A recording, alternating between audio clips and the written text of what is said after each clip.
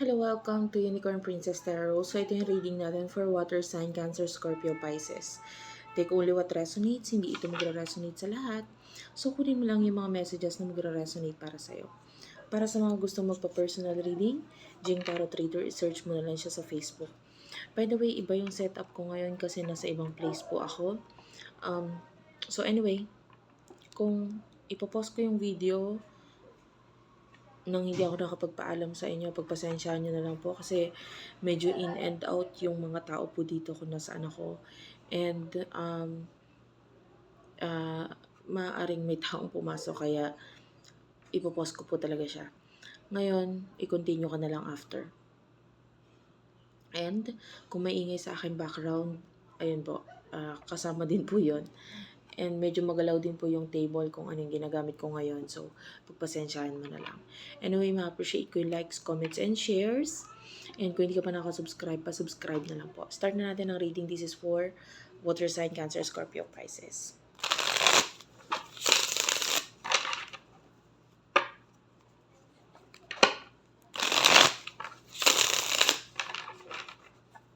What do we have here for Water Sign?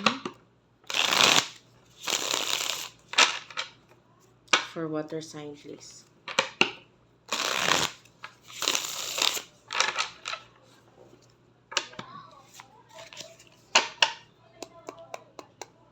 For Water Sign, please.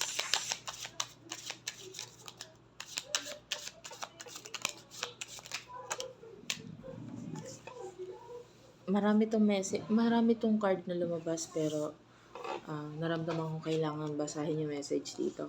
Seven of Cups is here, Cancer, Scorpio, Pisces. That is you, water sign. Nine of Wands. Nine of Swords. And this is actually Six of Wands. And the Nine of Cups. So, tatlong 9. Pero kanina yung 6 kasi, hindi naman siya reversal. Hindi ko naman nakuha yung energy ng reversal.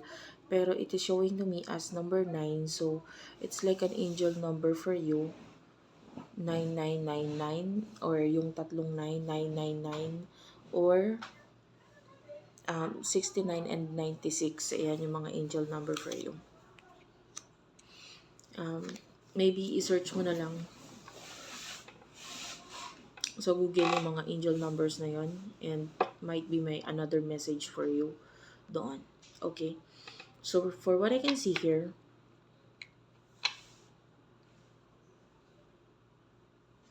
there's this person na parang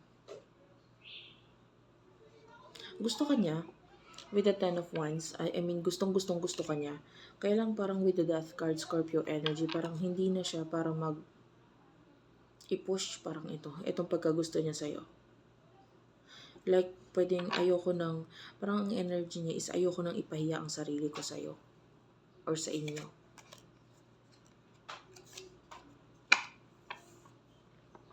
The Six of Wands, I feel like tinry niya yung best niya na magpapansin sa'yo in the past, but it feels like itong person na ito,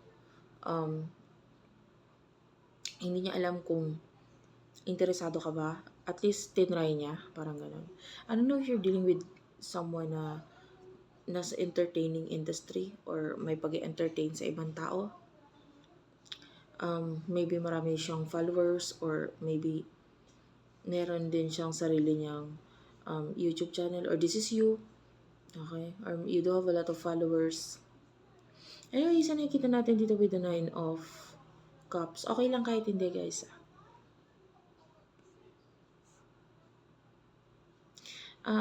This person, nakikita natin na parang gusto niyang mag-celebrate kasama ka. Or if ever may mga problem siya, gusto niya rin na nandun ka. Like gusto niya maging parte ka ng buhay niya. The Seven of Cups, lagi kang iniisip nito person na to, but nararamdaman niya na parang, everything about you is para sa kanya is perfect. Kahit para sa'yo, parang hindi mo gusto ito sa sarili mo, pangit ito, pero para sa kanya, it's okay, it's perfect, it's nice, I like it, parang ganun. Everything about you is perfect.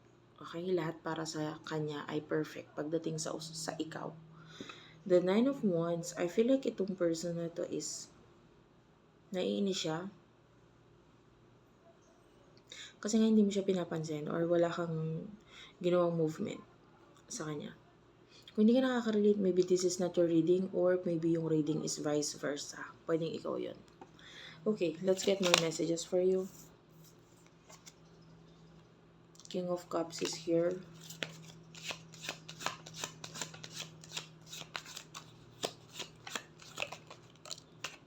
The High Priestess. So, some of you pwedeng may spiritual connection sa inyo nitong taong to, and with the Fool. Especially, kung may spiritual connection siya or sa inyo, willing siya mag-take ng risk or nag-take na siya ng risk in the past kasi maaaring nararamdaman niya rin yung spiritual connection na yun. Okay? Kaya niya ginawa yun. Yung parang, kaya siya nag-take ng risk kasi nararamdaman niya may something. And then with the King of Cups, this person really do love you a lot.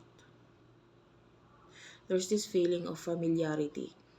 Pero nararamdaman niya na parang familiar ka sa kanya or pag tinignan ka niya. Especially nga kasi may spiritual connection. Normal talaga yun na pag may spiritual connection sa inyo, unang tingin mo pa lang or, pag nagtinginan kayo or nagkaroon ng matagal na tinigan sa inyo, parang may something, parang nakikilala kita, parang ganun, or parang matagal na kitang kilala. Parang ganun.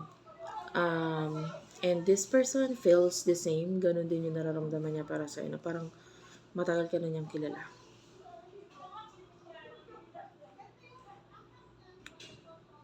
Hindi niya alam kung gusto mo siya eh. And pwedeng some of you, this is your energy eh. Kasi pwedeng kaya nanonood na lang ng tarot readings or pwedeng talagang kumbaga parang pwedeng lumalapit ka na lang sa mga psychic or what, or yun nga, nanonood ka ng mga tarot readings kasi gusto mong malaman kung ano yung emotion niya sa'yo, anong pagtingin niya sa'yo, or vice versa. This could be a person na ginagawa yun. Kasi hindi niya alam eh, wala talaga siyang idea. Or might be hindi ka nagiging open sa kanya with regards to your emotion. Pero kahit hindi ka niya makausap or hindi ka gumagawa ng action or what, this person is always there for you. Or gusto niya maging part ka pa rin ng buhay niya. Like, sabi ko nga, kahit anong gawin mo, kahit wala kang gawin, ito talaga yung nararamdaman niya para sa iyo. What will happen in the future para sa inyong dalawa?